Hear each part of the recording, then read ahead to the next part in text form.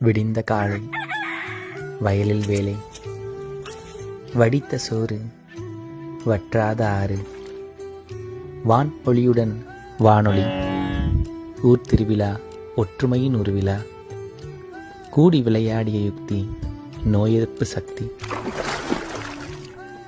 தென்றல் காற்று திகட்டாத ஊற்று, வீடு முழுக்க சுற்றம், வீட்டின் நடுவே முற்றம், காலையிலும் மாலையிலும் கால் நடையுடன் கால்நடை, வயிற்றுப்பசிக்கு அன்னை, வழிப்போக்கனுக்கு திண்ணை, மதிய நேரத்து வெயில், மாலை நேரத்து குயில், இயல்பான வானிலை, இன்பமான வாழ்வு நிலை, நில ஒளியில் நித்திரை, அறவழியில் யாத்திரை, அந்த காலம் அதுதான் காலம். சொர்க்கம் இதுதானம்மா, மேலே கிடையாதம்மா.